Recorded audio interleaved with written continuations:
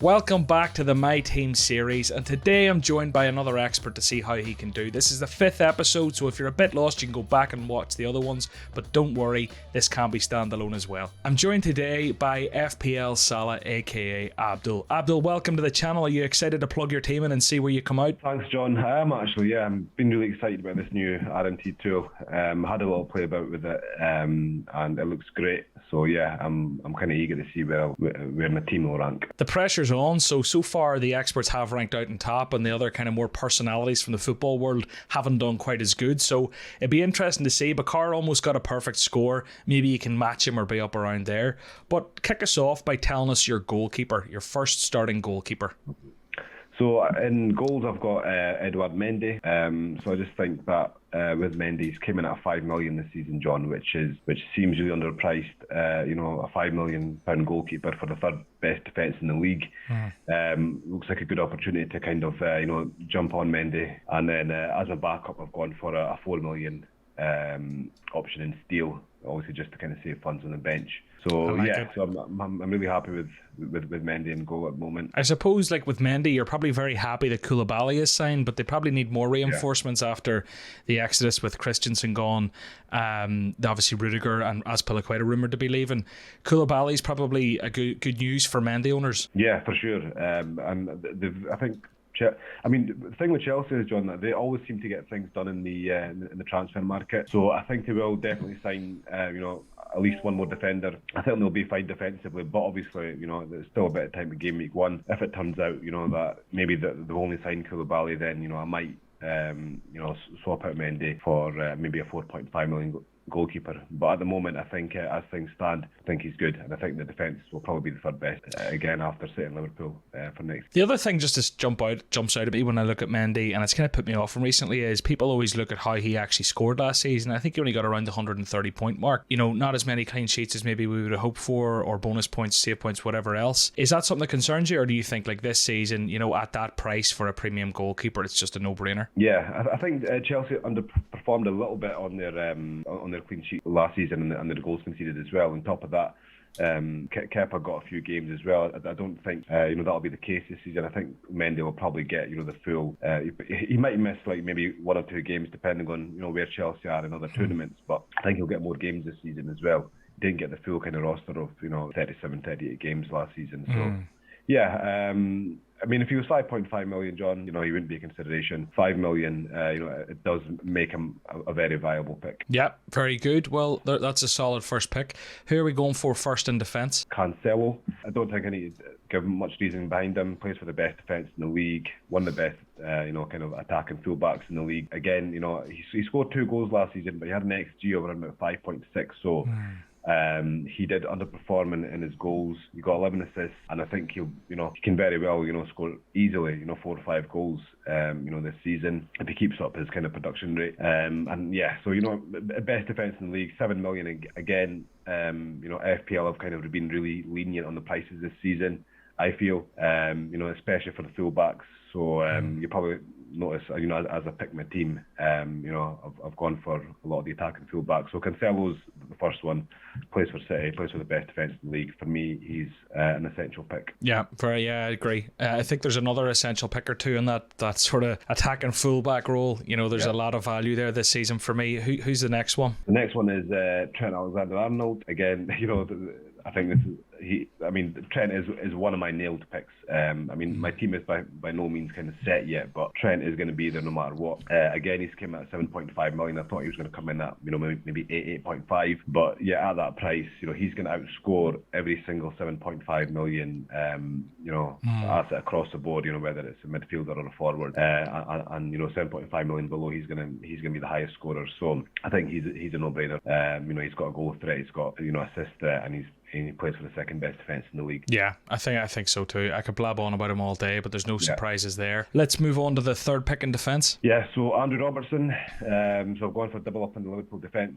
John. Again, I think Andrew Robertson at 7 million is fantastic value. Obviously, with how the fixtures have kind of panned out as well, I think you have to start with a triple Liverpool. And for me, I've gone with the two defenders rather than the two midfielders or two attackers. Andy Robertson, if you look at it value-wise, he's just as good as Trent. He's 0.5 million less. You'll get around about the same amount of attacking returns, and defensive Liverpool are absolutely solid. So yeah, again, just the value there. So double up in the defence for Liverpool there. Based on the name, I'm going to assume you are a Liverpool supporter.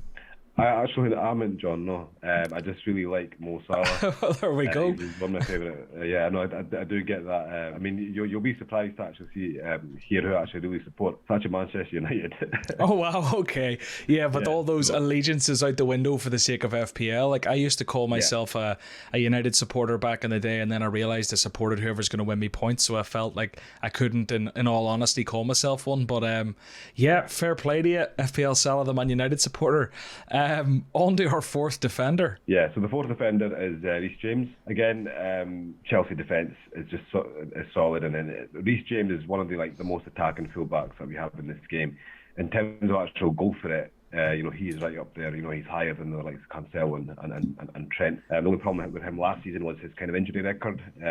He was injured a lot. He does seem to be a bit injury prone, but he's such a good FPL asset just because he may get injured. So I'm going to start with him. If he's fit to start the season, he's going to be in my team. Again, Chelsea is solid defensively. James amazing going forward, and he will be nailed to start. There's not much competition in his place, and the only reason why I might kind of move away from him is if in pre-season if Tuchel's playing him in the actual right centre back role rather than as a wing back, then I might kind of look at it because he did play a few games in that RCB role last season, and he was nowhere near as attacking. So that's just something I need to monitor. At least he's got an own goal out of the system. That's a nice bonus as well. Exactly. Yeah. He's got his own goal for the season, hopefully. Yeah. Out of the system. Yeah. Yeah, that's it out of the system anyway. So yeah, nice double up there with Mendy as well. Are we going for another premium defender in the fifth slot? Yes, that's correct. Yes, at the moment that is Ben Chilwell. So I've gone for triple Chelsea defence here. One of the reasons why I've gone for a triple Chelsea defence, John, is that because we've got the World Cup starting after game week 16, so we need to use our wild cards before game week 16. So I think we can afford to be a bit more aggressive at the start of the season. Maybe if it was a normal season, I might not have kind of gambled on a triple Chelsea defence, but I just think they're so good value. I just think Chilwell and James at 6 million, if you look at it individually, they're the best value defenders at that price. And if you look at Mendy, he is the best £5 million goalkeeper. So on that basis, at the moment, I've got a triple Chelsea defence. Yeah, I love the big at the back. I love whenever you look at it in terms of kind of points per million, or if you look at James and Chilwell's price combining for a Son, like you back the two of them to outscore Son, so it makes sense to fit them in when you can and play the five at the back as opposed to prioritising the likes of another premium mid. But there's a lot to that. We'll not get into it in this video, but 5 big choices at the back. You'd love to see it. It's going to be interesting to see where the enablers are in this team. So we're moving on to midfield. Yeah. Who's our first pick? Yeah, so I've got three in midfield. So I'll start off with Mo Salah. I mean, that's a no-brainer. Not just because he's my namesake, but he is the best option in the game. He has been the best option in the game, since he rejoined Liverpool 4 seasons ago. He's the most reliable captain. He's probably one of the best players, to kind of ever grace the Premier League. So he's a no-brainer for me. Even at 13 million, he's absolutely locked in my team, and he's probably going to be very likely be the captain for game week 1 also against Fulham. Yeah, no-brainer there. And Salah over the first 4 game weeks here, the tool has him predicted at 30.8 points, which is the most in the game, I believe. Yeah. 8.3 points predicted versus Fulham. Fulham sent to be an absolute massacre. if based on odds, based on everything that's expected, Fulham coming up, Liverpool who they are, it'll be interesting to see how they cope with Mane gone and maybe a lack of depth up top with Jota's injury. I don't know if he'll be back. I haven't seen any more on that, but Salah absolutely nailed. He's an absolute nailed way into Liverpool, and I'm talking about him more than I should. Everyone knows why. Yeah. Who is the next pick in midfield? So I've got Bukayo Saka as my £8 million midfielder. So I've gone for Saka just simply because he had the highest expected goals and highest expected assists for his team last season. He's got great underlying stats. Plays for a good attacking team. Arsenal probably I'd say maybe the fourth or fifth best attacking team in the league. I know he is their main man. I'm not sure if he'll be in penalties yet though, because I know that Martinelli got the last the penalty in game week 38, and apparently the penalty that Saka took against Chelsea was supposed to be Martinelli's. If you're talking to Arsenal fans and look at the forums, etc., they'll tell you that they're probably expecting Jesus to take over penalty duties, and also Martinelli is probably the second in line behind him. So that's one thing kind of put me off Saka at the moment, but I still like him in there. Another reason why I like Saka ahead of say Jesus and Martinelli is that £8 million price point. There's so many £8 million midfielders. You've got like Mahrez, Foden, you've got Maddison, Mason Mount. So if one of them emerged to be if one of them kind of turns out to be a better option, it's kind of an easy kind of transfer across. So I like that price point, and at the moment I think Saka is probably the best £8 million midfielder. On the tool here, Foden is predicted to score more, but obviously there is a rotation risk with him, and maybe you've got other Man City slots. Martinelli does come in just ahead at actually a significant saving. Did you consider Martinelli, or why would you go for Saka over Martinelli? I can explain that more when you see the rest of it. I mean, I'll just tell you now. So basically, I've gone for Saka over Martinelli. I think he's more nailed. I think Martinelli is a great option at £6 million if he's nailed. But I think they've got so many options in midfield. They've got like Emile Smith Rowe, who can take that position. I think Martinelli is first choice, but I just think there's a chance he could get rotated in the first few game weeks. I wouldn't be surprised at all if he did. When you're picking your game week one team, for me, I want to pick like the most nailed possible team. The last thing I want to do is be getting rid of players who have turned out to be rotation risks, etc. So for that reason, I've gone for Saka over Martinelli. I'm not as confident in his minutes as the prediction tool is at the moment. Again, leading up to game week one, we'll see Arsenal's pre-season, we'll see more games they play, we'll see what Arteta's saying about his attackers, and if it kind of turns out that he's more nailed than I think, then he could make way into my team. But at the moment, I just think he is a rotation risk. Yeah, no, that's fair. I think if we both knew they'd both play 90 minutes for the first 5 games, a 2 mil saving on Martinelli is almost a no-brainer. But I think you're right, particularly as I said already, with the 5 subs this season, even if he does start games with Smith Rowe sniffing around there, he's probably likely to get rotated in every single game, or hopefully he gets to 60 minutes, but he mightn't be getting much more than that, if at all. We'll move on to your third pick in midfield. Yeah, so my third midfielder is Pedro Neto. So he's at 5.5 million. I just think with Neto, I know Wolves don't score many goals, but he is their most attacking attacker. I think he's the best option in that Wolves attack, and I just think at a 5.5 million, there's not really any other options there that are better than Neto. I'm not saying Neto's he's going to rip up trees and he's going to get 10 goals and 10 assists. But I just think at that price point, he is their best option. And he's a good option, but he's also an enabler, for this team. So Pedro Neto is just simply there because he's the best option at 5.5 million at the moment. Again, John, that could change leading up to game week one, but at the moment he is, I think, the best option. Yeah, well, something's got to give when you've got Salah, Saka, those 5 at the back. And time will tell, but possibly a premium forward, so we'll see.